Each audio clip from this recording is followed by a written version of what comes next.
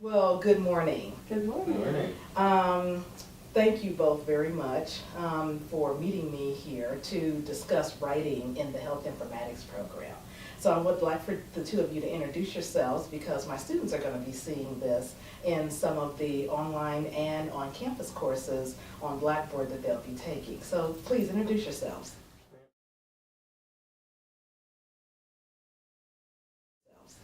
I'm Bobby, and I'm one of the graduate assistants in the Writing Center. Yeah, and I'm Eileen. I'm the other graduate assistant in the Writing Center. Great, fantastic. I know both of you have already spoken to my live classes, which is great, and we certainly have supplied some information already on my online classes in health informatics because I think that writing is very important for students at a graduate level. But I wanted to get a chance to kind of sit down and talk with the two of you just to kind of see what some of your thoughts were on doing the different writing pieces and also sentence structure, etc., or some issues that maybe you've seen that you can enlighten my students on how they can improve. The health informatics graduate students, just so you all know, you all will be assigned multiple writing assignments over the course of the program. And even I struggle with like grammar and sentence structure and APA formatting. So I thought it would be a good idea to create a video where my students could hear you all if they weren't in some of my live classes, and my online students and then even my live class students could play the video again and again whenever they need help in the area of writing. So I've got 3 questions that I made out just for you guys. Can you give my students a brief overview of your services in the Writing Center?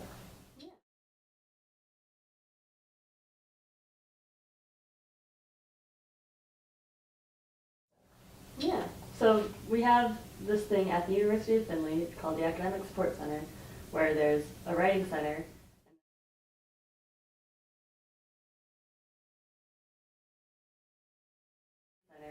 And then I think recently in the past few years, we've devoted one section of the Writing Center just to graduate students.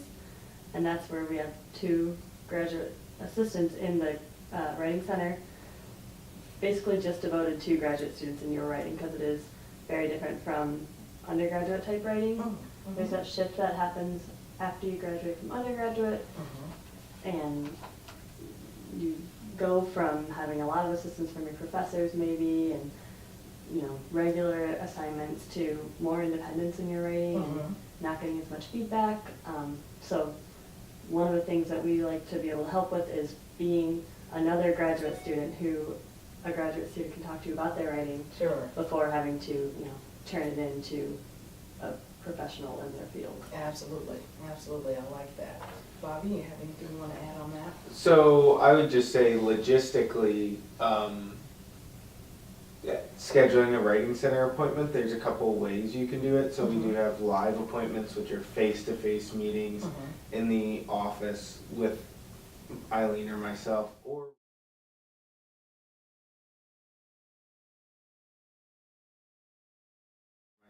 or we also have online appointments. We have 2 types of online appointments. So we have email appointments where you email your paper to the tutor and then they give you feedback on your paper and send you an email with some feedback.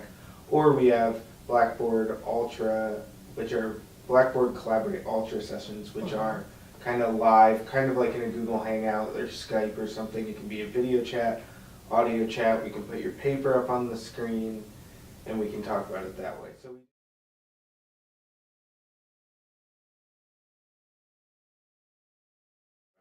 So we do have some options as well as some flexibility with hours. So in the undergraduate Writing Center, the hours are a little bit more set to where they start at 9 and they end at 4. But since it's just 2 of us and we end up working with students on a regular basis, we are open to taking papers later at night or on weekends. We just need time to be able to accommodate for that. So that's totally an option as well. Okay, great. So that's when we should mention that when you do schedule an appointment with one of us, make sure you're doing so 24 hours before you want the appointment to happen. Okay. I think a lot of times students, might wait till the last minute and think they can just come in and sit down with us really quick. But, you know, we need to be able to plan that into our schedule, so just call the Academic Support Center and make sure that you're letting us know a day before you want to have the appointment. Great.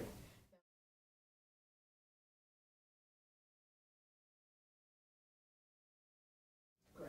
Now, those services are typically offered Monday through Friday, correct? Correct. So if any of my students are weekend warriors, and I do have some of my students who are, they need to make sure that they've gotten that done during the week, and then they can go ahead and then update and do their critique. Take your critique and update their papers to turn it in, you know, for a final paper to me or to whomever the instructor is over the weekend. So that's a good thing to know. And I think that that's relevant information that you guys shared for both my online and on-campus students, so great. Another question. The Health Informatics program encourages that students write in APA 6th edition format. What are the common types of errors that are made with that particular writing style? So I think probably the biggest error we see, especially from health informatics students, is unintentional plagiarizing. So students aren't plagiarizing because they're trying to cheat and they are trying to get out of doing work, but rather they might not know how to use the citations, or especially in-text citations. So we'll see a full references section of like 10 sources, and then in the document, no quotations and no in-text citations. Gotcha. So I think one thing that we do often is just direct students to either the APA style manual or a lot of times Purdue OWL, because it's easier, and so they can kind of see, okay, this is how I set up citation, and oh, I do need to put an in-text citation even when I'm paraphrasing.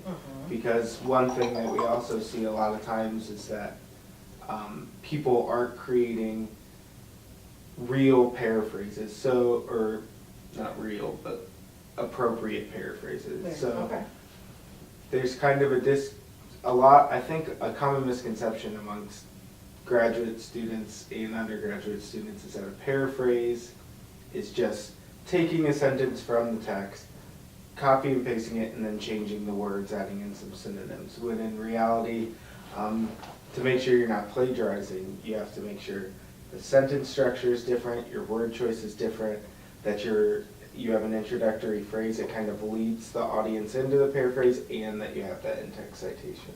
So often we see just copy and pasted quotes or paraphrases that go without an in-text citation, and then technically that's plagiarism, even though if the student were to just insert that citation, then they would be okay most of the time. Yeah. A lot of times I find myself stressing with students that your paper should be mostly your own voice, with just references from outside sources thrown in there to supplement your own voice. Absolutely. So like you're saying, you come up with your own ideas, have your own opinions, and be able to, you know, explain those adequately, and then use another person's voice from this other credible source that can kind of enhance your own thoughts and ideas.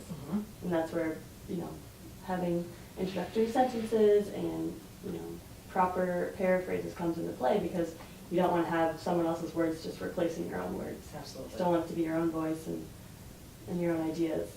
Just more credible, I guess. Yeah, I think a lot of times, especially with like papers like lit reviews, and like synthesis papers where people are using a lot of sources because that's the nature of the paper, I often see a lot of great source information and it's really relevant and useful, and then all of a sudden the paragraph's over, and my immediate comment is, okay, but what do you want me to do with this? Like, you've given me all this awesome source information, all these often resources, but now you have to tell me why it's significant, because it's in how it relates to your purpose, because that I'm not reading the paper because I want to read what other people have said. I'm reading it because I'm interested in what you've said. And so that, like, I think a lot of times, especially in graduate school, easy to feel like, well, someone else has already said it better, and I'm not gonna be able to say it better than this, and my idea won't be as good as this person's idea, but the practice of making your own arguments and supplementing them with other sources and starting to enter that scholarly conversation, I think is really important, so. Absolutely.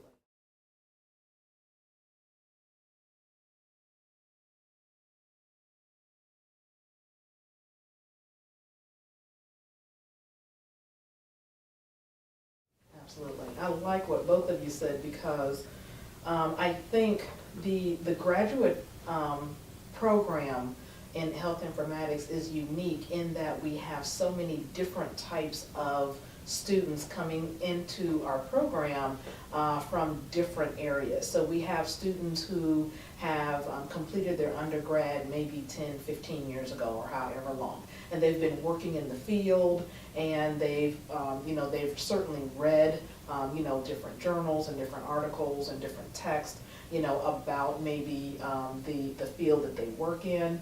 And maybe they haven't been writing, but they've certainly been reading and working, in either the healthcare field or the technology field. So now they're coming to the point where they have this big assignment, and you're right, I think, there's somewhat of a fear of, okay, am I doing this right? How do I do this? That's one of the reasons why this video is being created, to be able to help them. And then you have your students who are transitioning then from an undergrad right away right into a graduate program. And the mindset now needs to change because now we need to be thinking, at a higher level. I'm very glad that the undergraduate programs got it done and got it done correctly, but now we need to bump that up. We need to heighten that. We need to, do some more emphasizing, and they too, will need help at a different level in regards to their writing. So, again, doing this video hopefully will help them to see, that help all of the students in the program, to be able to see that, writing and writing properly is very, very purposeful, and it's needed because, of course, I always want to give credit, to individuals, for what they have done. And when they become, authors and write articles and so forth, they're going to want someone to give them credit for their thoughts and ideas as well. So the entire idea works. So thank you, because we want to make sure that, no unintentional plagiarism.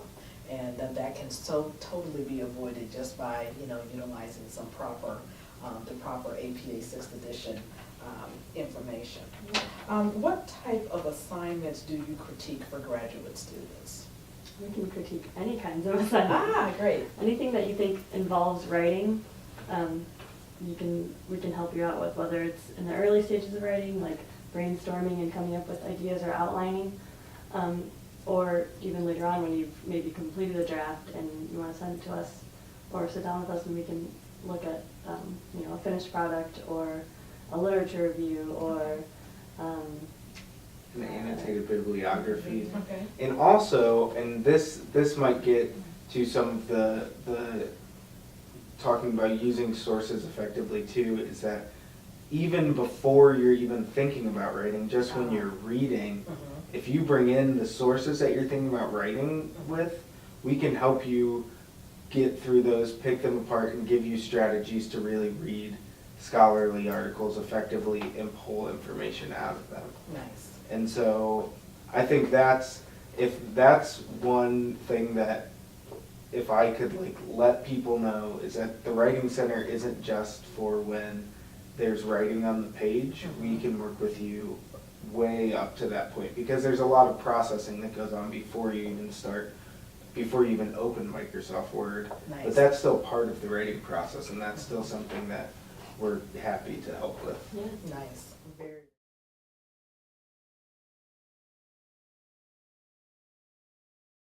Very, very nice. I like that feature as well because you're right. The writing sometimes, as soon as they see the rubric or the assignment, itself, that process there, I think, really kind of takes some of the fear and some of the nervousness, out of the way if they can get to someone early. And those particular types of things are things that students can certainly build upon in this program because I'm not the only person that they will, be asked, that will ask them or challenge them, to do some writing. And just so you know, anytime you have me as an instructor, that's exactly what I'm going to do, so be warned. But there are other instructors in the program who will ask them, to do the same thing. And I want the students to know that they do have this wonderful resource that they can go to, which is the Writing Center here at the University of Finley. Yeah, and I think another thing that is that we try to do in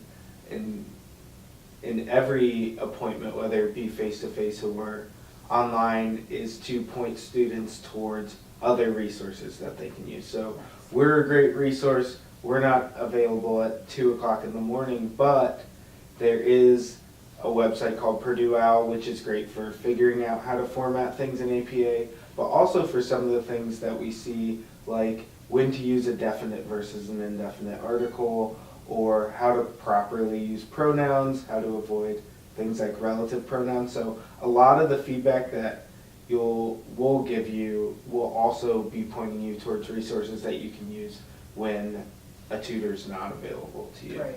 So, yeah. One of the things that I found too that is useful that we'll be placing on our Blackboard courses for some additional resources is the Schaefer Library here has given me access to something called a LibGuide.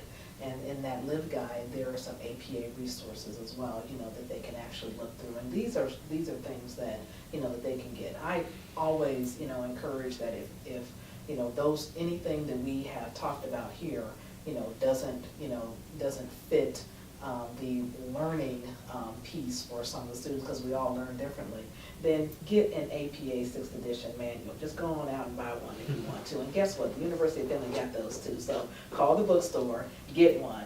Bobby's got one right there. That's what it looks like. It's blue, APA 6th edition manual. Get that. If that's the way that you choose to learn and choose to be able to write, not a problem.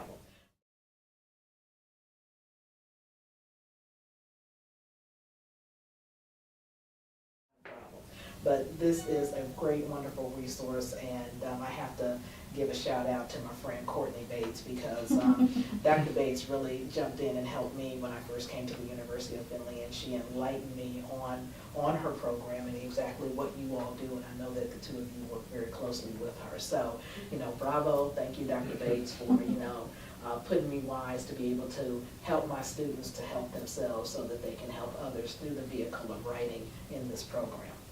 So do you all have anything else that you'd like to share with my students? We love HINF students. Yeah.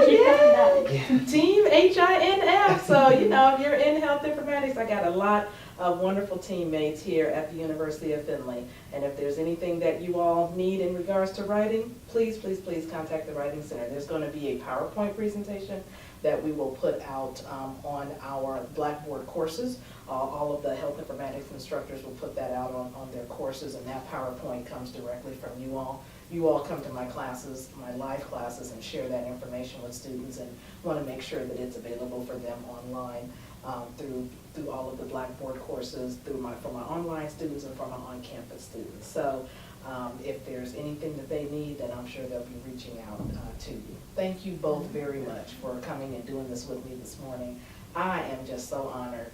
And I wish both of you well. I know both of you are graduate students, and both of you are, moving on to, to other things. But don't forget about the University of Finley and health informatics, okay? All right. Thank you very much. Thank you.